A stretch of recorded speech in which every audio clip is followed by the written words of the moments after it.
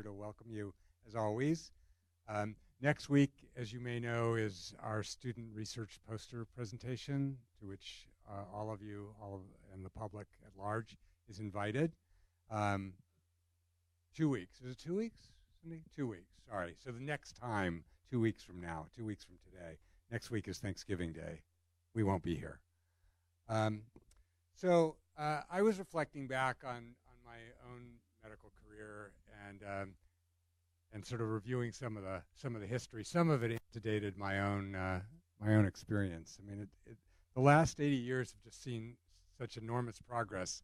1942, penicillin. 1946, streptomycin used for treatment of tuberculosis.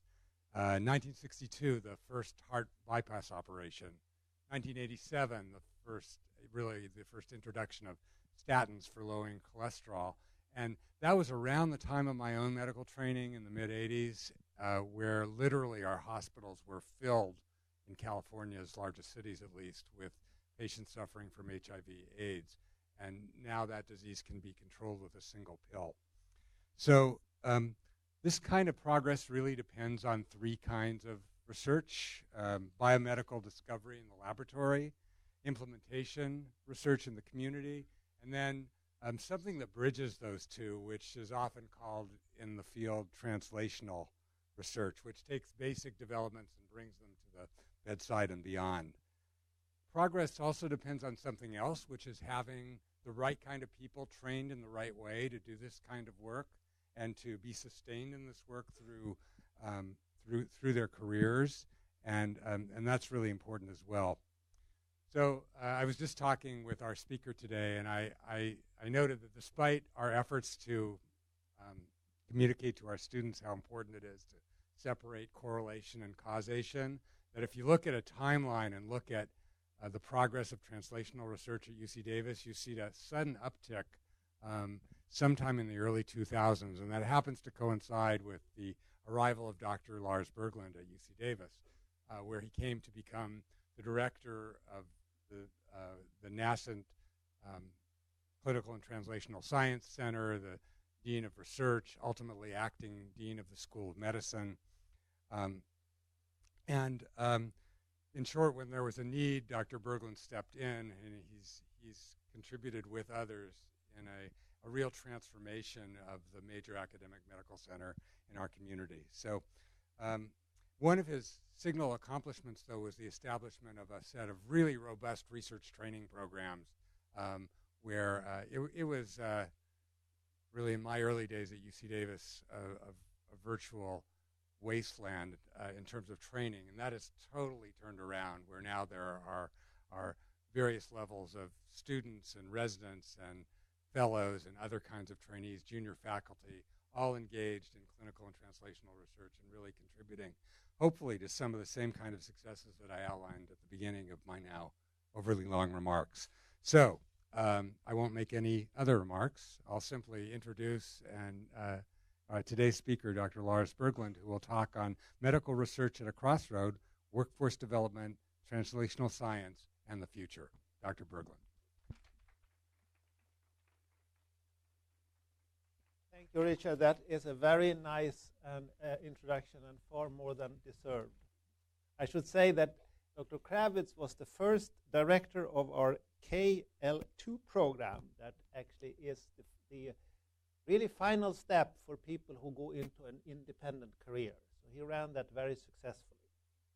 So hopefully I'm not going to sound too pessimistic today, because I'm going to try to talk a little bit about where we are and the sort of the shoals and the what we need to navigate for the future as a society, essentially. And I'm going to spend some time on the medical research side, some time on life science in general, because it's hard to divide these two. So we might wonder why is there pessimism at this point? Rich actually talked about the progress in medical development that we have seen over these years, and I would actually agree that I think this is a very exciting time. This is the first time I think we are starting to see much faster than I would have thought stem cell trials that are actually becoming a reality. We are starting to see to understand very complex diseases like cancer and so on as molecular signatures that opens the road for new treatments.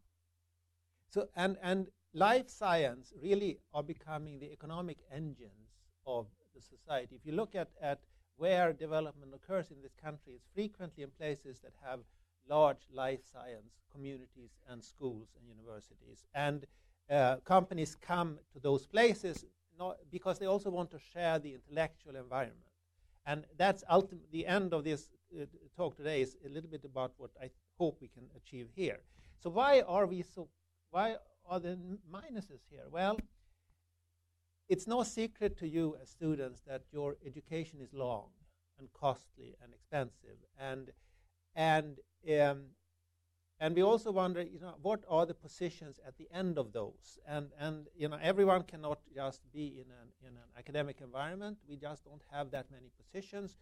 And are we training people too narrow for other types of societal functions where scientific knowledge and insights are really valuable? So are the universities and the training too much into replicating ourselves rather than expanding into new areas? So some of the questions I want to touch on was a little bit about the right size, what skill sets are needed, how do we avoid leakage? In other words, how do we keep our students and trainees enthused and going through the training without dropping off in other areas? I wrote here, physicians, scientists, victims of climate change. What I mean with that is that at our academic medical centers, you used to have what's called triple threats of people who could do seamlessly clinical care, education, research. No more, I would say. All these areas have become so specialized and so demanding in their own right that you are going to have people who are much more specialized as clinical care providers, educators, and researchers. And in the end, that represents the threat of siloization, that the people simply do not understand each other's role, do not appreciate the roles, and you can actually build up a prevention of the fertilization of research into clinical practice, and in the end, actually then even carrying that out into the communities and to patients. So we just have to live with the fact that it's more specialized. We have to see what we can do about it. Nothing about this is new. This actually was published 15 years ago, plugging the leaks in the scientific workforce. It is why there is attrition, or why people are leaving the scientific workforce. And I don't think we have the answer to that. It's just been a debate over these years. And one we can just look at the path here. This is a traditional path for an academic researcher. So you, as having your degrees at this point, you are here at this point. Some of you may come in and become graduate students, go on to be postdoctoral fellows, and then off to faculty. And each point of those, people can leave academia. And I think right now, this is the key point. People are spending longer and longer time in postdoctoral fellowships. They may do several postdoctoral fellowships because they do not get positions in faculty. And actually, for people leaving at this point might not necessarily be bad. In a sense, it might give societal functions that are different, but they may not be fully trained for those positions. And on the medical side, it is somewhat similar, actually. So I think, so I'm trained in medicine as well. I'm a physician, and I didn't even dream about research when I entered medical school. I was intent to become a care provider in my native country in Europe, and so most people actually have that in mind, but get fascinated by research and training here, and there are mechanisms for them to apply for funding as at the student level, and then going on to residency, fellowship, more into junior faculty. I say the biggest thing is moving from a trainee into an independent researcher, and that is a difficult step. And you can see that this sort of narrows, and in the leakage here is primarily into clinical practice, people leaving academic medicine to go into and becoming healthcare providers. And that is, of course, of great societal benefit in itself, since we actually are not exactly looking at a surplus of doctors going forward. But from a sort of research training point of view, you lose that talent because the path is difficult. And people leave. This looks like it's old data. I went in and looked at this is actually a cohort. People who have followed for 10 years and looked at attrition rates. So the 1997 cohort was actually followed to 2007. And there's a lot of data. It comes out of the national data, but there's generally an attrition rate of about 40% who leave academic medicine to go out into healthcare delivery. So that is a leakage in the system, because these people have actually been trained to conduct academic medicine, and we lose that talent and for various reasons. Well, one of the reasons is that it's hard to get funded. It is hard to get grants. This is out of NIH's own data, so-called Physician Scientist Workforce Working Group. It was published about 5 years ago. It focuses on the MD. So we have MDs and MD PhDs. These are the physician scientists. And there's a lot of colors here, but I would like to focus on two lines, this line here and this line here. And what you can see, these are the age groups, and these are individual grants who get individual grants from the NIH. And this is the age bracket of 50 to 60 years. So you see that really goes up, and the 30 to 40 years goes down. So the number of awardees in the 30 to 40 year bracket has dropped by a third over these years. And it's even more pronounced in the MD PhD. So it means that it's very hard for faculty who are starting out to get funded, and the successful people who got funded, they continue to be successful. They get older and they continue to be funded here, as you see. And you can even see in the 60 or 70 a similar kind of increase here. So we may actually at some point encounter a gap here where we have a bolus of well-funded, well-trained, productive scientists that leave, because at some point people leave. It's hard to. Some people hang in there for a long time, but eventually they leave, and we might not have the workforce to replace them. And I think we have seen a little bit of that in local situation also, where we have now, as Richard mentioned, actually a very productive and good training program, but at some point we didn't. So we are sort of having a gap. We are having a gap that we have to navigate that is coming. And part of that is the availability of money and funds, of course. So NIH is a major contributor to the workforce development and of course to the research enterprise. And so there are a couple of things to think about here. So I guess I was lucky. I came to the United States in 1993, just before the NIH doubling started. So and that was actually a bipartisan agreement that actually was very solid, and that led to an more than doubling of the NIH funding, which ended in 2003. And then after that, the funding was essentially unchanged for more than a decade, except during the recession, where we had a 2-year influx of funds. And then a couple of years ago, there was again strong bipartisan support, and the NIH funding is going up. What you see here is the most recent request from the White House of a reduction that has not happened, but that is what's on the table. And now it looks not bad, but if you actually look at real dollars, and the real dollars, of course, what these dollars buy are people's effort, time, reagents, cost of animal, cost of equipment, and all these things, which go up. So the grant money simply buy less and less, and you can see here that over this time there was a constant drop in in real, constant dollar, and then it's only the recent years, it has still not brought us up to where we were in 2002. And that is also reflected in the money available to support young investigators. So this is career development awards, and the success rate is not exactly going up. It was a decent success rate here. It's dropped and is fairly stable. And you can see that the money going through career development awards is relatively, it almost reflects this entirely, right? So there's a certain percentage of NIH funding that is set aside to grow the next workforce. Now you can argue that why is this not just role of NIH? Don't universities have a role here? Yes, they do.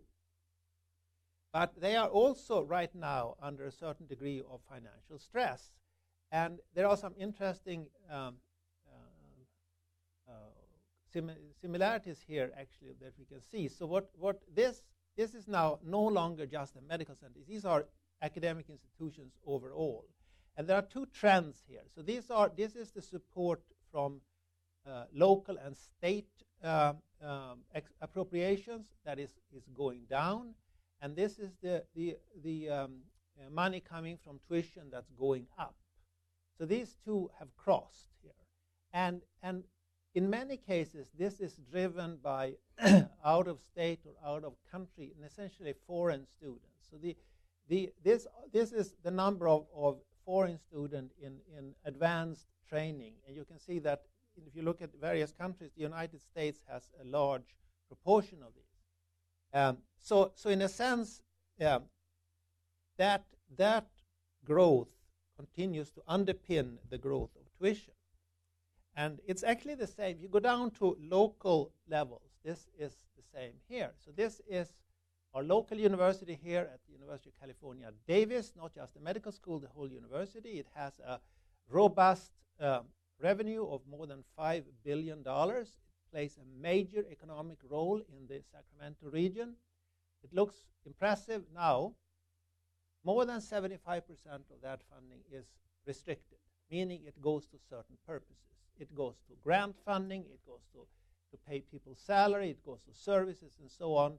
And notably, UC Davis Health here in Sacramento is responsible for about half of that revenue to the university as a whole.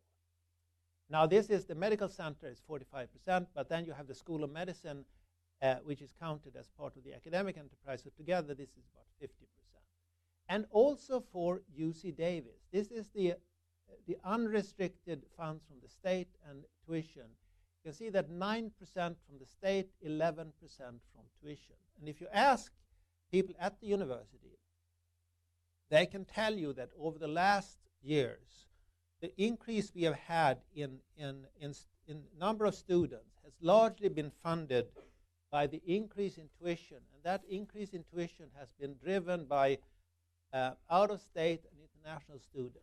And now we are at the prescribed cap of 18%. And that is what we are going to have and that level. So the tuition increase is no longer going to, it's going to be at the same level, but it's not going to increase that much. So the institutions are under stress, and I should also point out that in many cases, not here so much, philanthropy plays a major role. But for universities that do not have access to major philanthropy, that channel is challenging. So what do we do with this money? How do we support workforce development and research? So a couple of years ago, I was involved with the American Association of Medical Colleges that we did a survey on what institutions put into the research enterprise. So for each extramural research dollar that comes to an institution, that includes direct and indirect costs. Each extramural dollar, the institution invests another 53 cents. And that 53 cents is going to facilities and administrative cost that is not covered by the indirect cost. It goes to support for research faculty because they can hardly get those that do not have a source of salary that comes out of state funds or other areas. They have to generate the funds from research. It's very, very, very almost difficult, almost impossible to have 100% recovery. So the institutions will have to cover part of that salary. Some may lose grants in order for them not to close labs and have to lay off support people and so on. We provide the institutions provide bridge funding. They are recruiting people. They have to have startup packages. All that is flowing into the research enterprise at the institutional level. And where is that coming from? And this is now not the institution at large. This is for the medical centers. It's largely coming from the clinical enterprise, the clinical margin.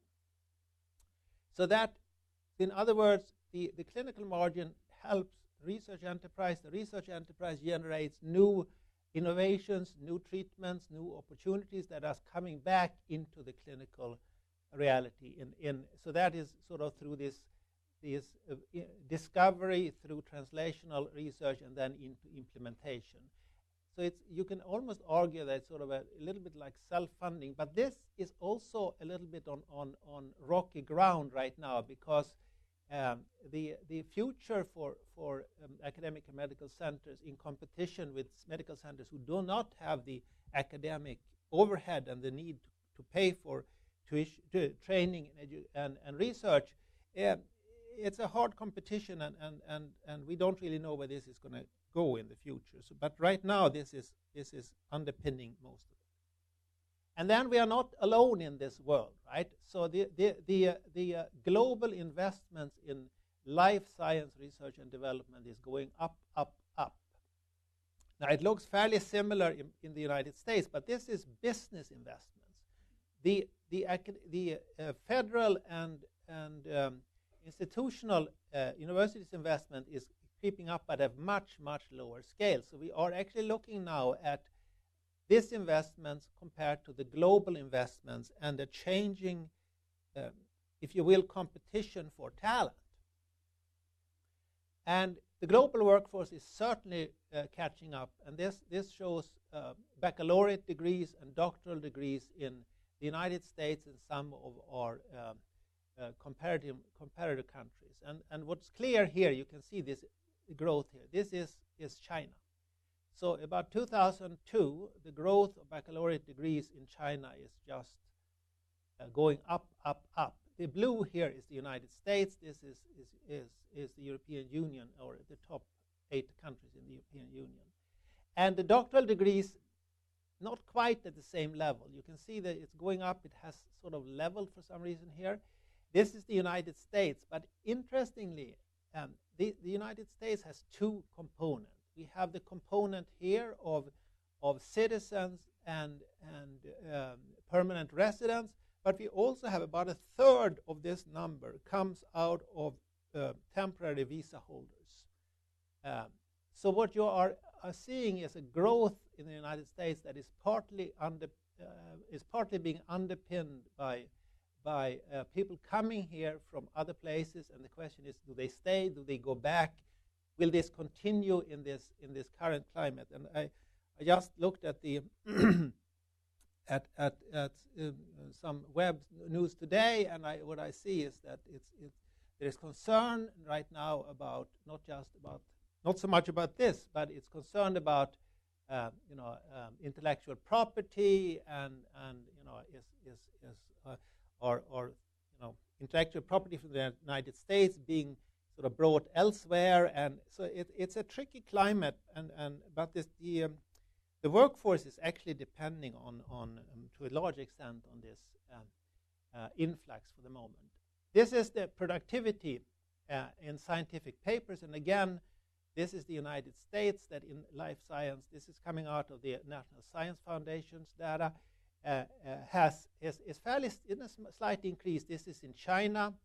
Now, of course, you could argue that this is quantity, what about quality and so on, and there are data coming up about citations and so on. I don't have them here, but so all of this is not just publishing for the sake of publishing. It's also quality data in here. The interesting thing here when it comes to patents is that this has not yet changed all that much.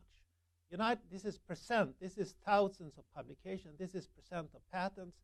The United States has about 50% of patents in life sciences, and that is not changing yet, at least. So if we are going to continue to underpin research, support our workforce, and essentially keep our position at the global level as a cradle of innovation, we have to have the support of the public. And we still have. This shows some interesting trends over the last 30 years. And there are two trends here, three I think we can keep in mind. If you look at this red thing here, this is the confidence in the military. It's the one thing that clearly has gone up over those years. And you can see this is the time of the Gulf War, this is time of 9/11, but the trend is clear.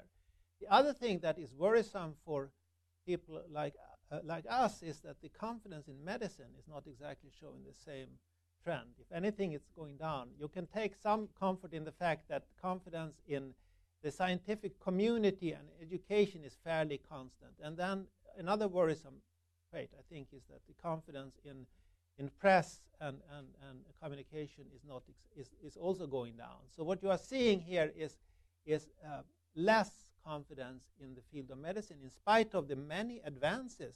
This interestingly came about the same year as the statins came on board, and they have truly changed how we, deal with prevention of heart disease. So, I forgot to mention the third. So what you would think that would be worrisome, and I think it probably is worrisome. But of these things over here, if you look at the people who actually think that this is I have to see what it says in myself, interested in scientific outcomes, well, modestly. The one thing that is really related to your own degree of education is the confidence you have in the scientific community, which is depending on your own education. But these two things still are up here. This is actually the science create opportunities for the new generation. That is something that is the vast majority think is right, and others also think that the federal government should fund research. But if we cannot sort of enthuse public over the long run, I think we'll be in for some rough waters in the future. So it's really important to be able to communicate science, and that, I think, is emerging as an essential skill set. And it's been embraced and understood by organizations that are supporting science, like the American Association for the Advancement of Science, AAAS, that's sort of an umbrella organization, others. One thing that is frequently mentioned are centers, and this Alan Alda Center is the actor who has sort of funded a Center for Science Communication at Stony Brook University. He's actually been here in Davis and presented, and this is something that is a resource for people who are interested in having dialogues with the public about science. The funders, the NIH and so on, has taken an interest in this and understands that it's absolutely critical that we have a dialogue with the public. So they have, as of the last 20 years,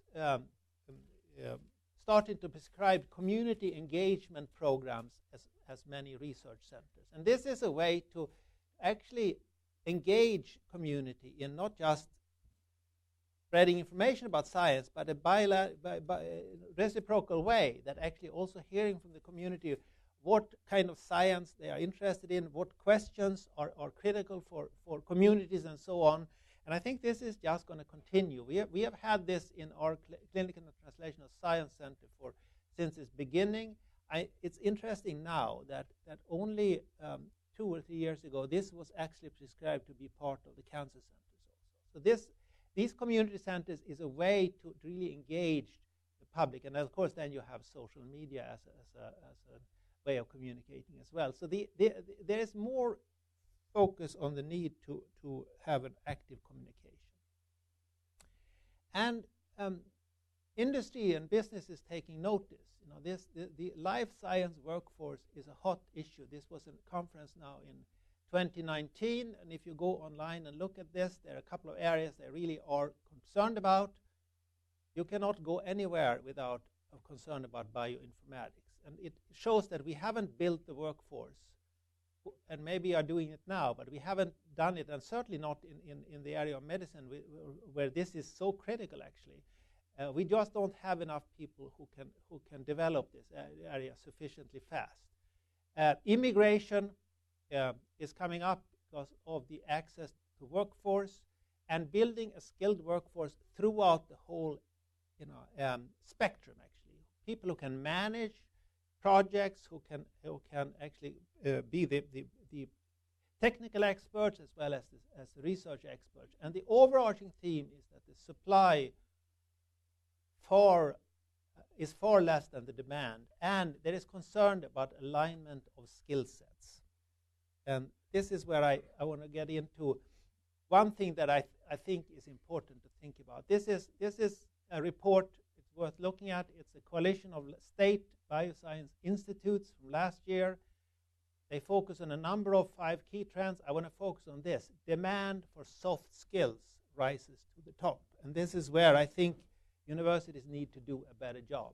And this connects us back to this translational scientist that bridges a number of areas.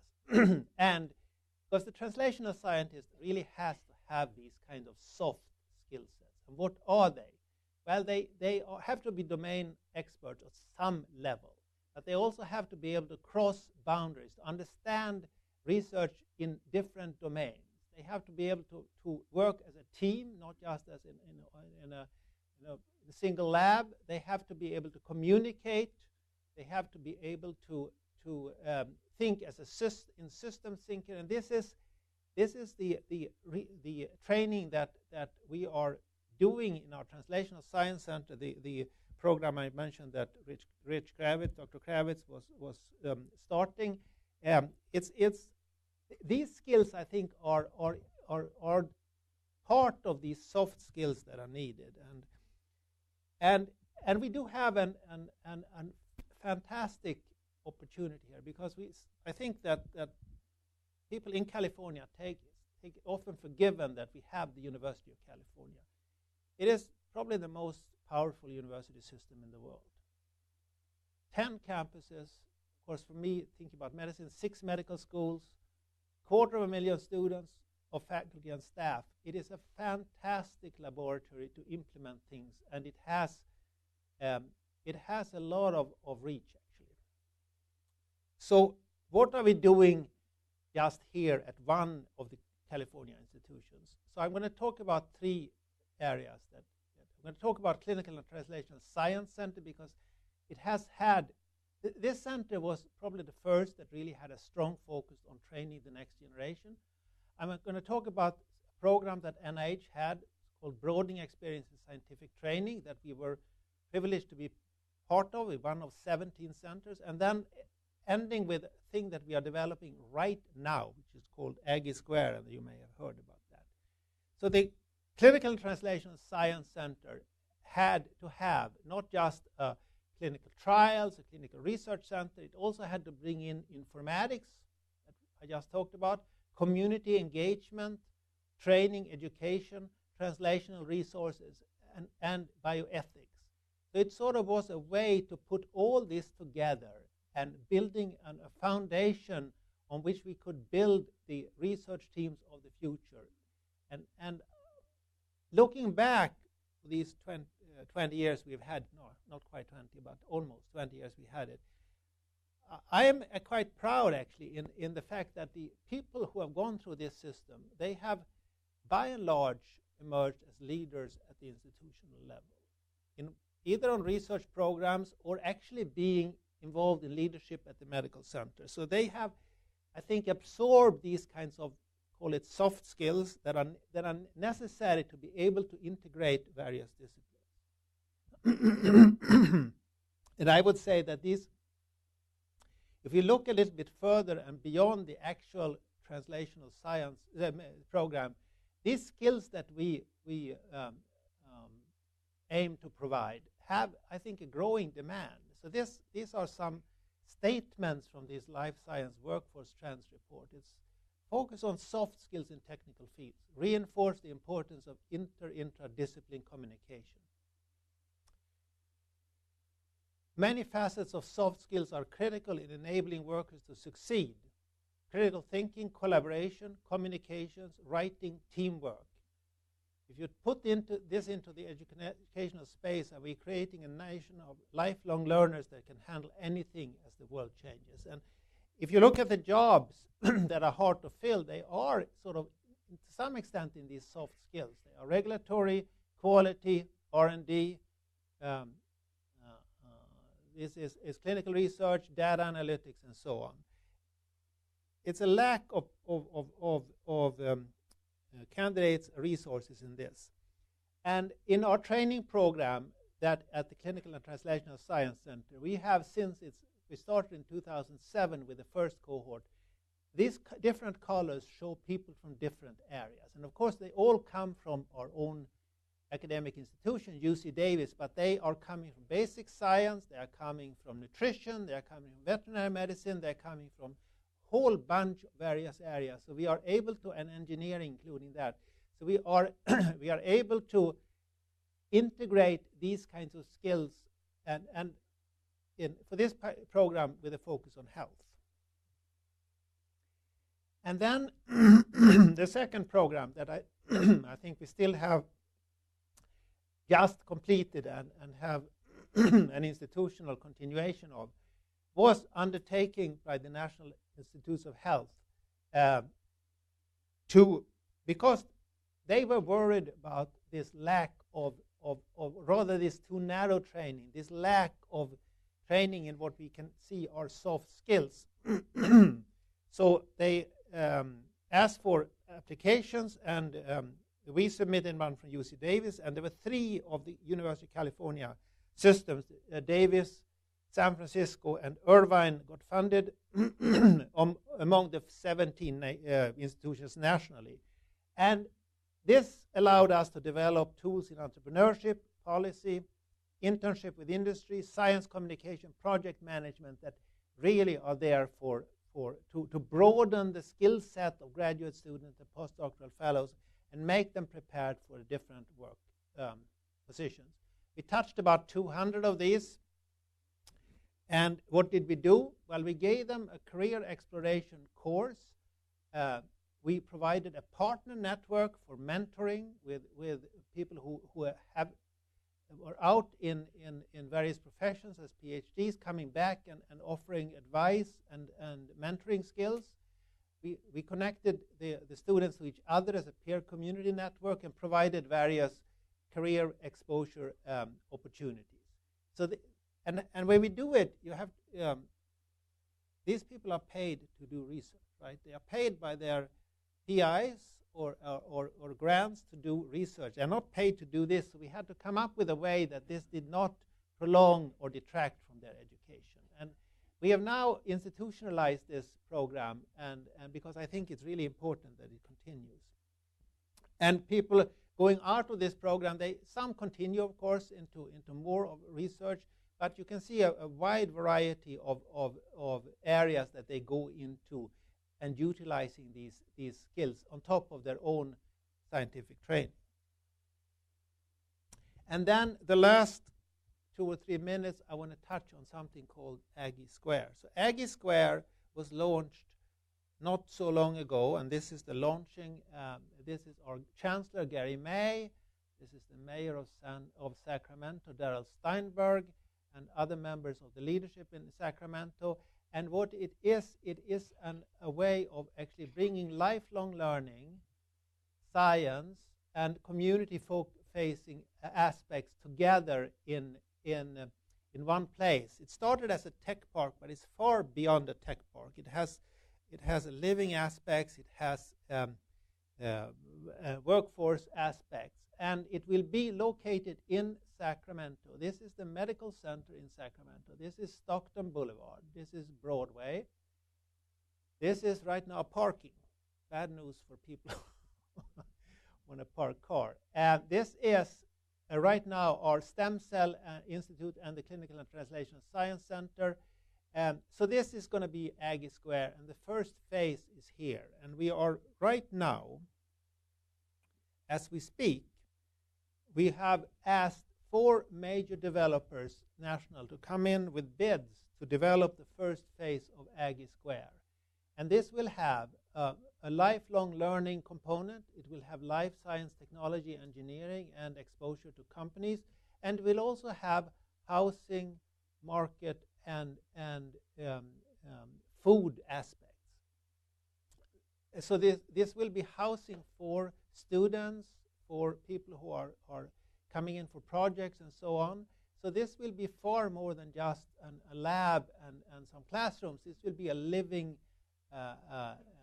component that we are quite excited about, actually. And the goals for this is to start the active planning in January when we select the developer, and then the first building is probably going to come up 2023. And a major component of this has been a community-facing activities, because this is absolutely critical for where it is. It isn't just something that's going to live on the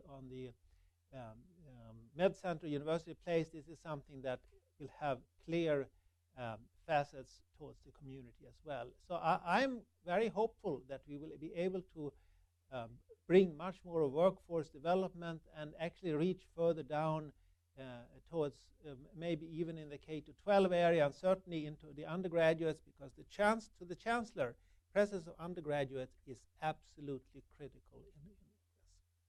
So with that, I want to thank you, and I can't resist pointing out that the School of Medicine that you now have here in Sacramento is 50 years old. Last year. Thank you.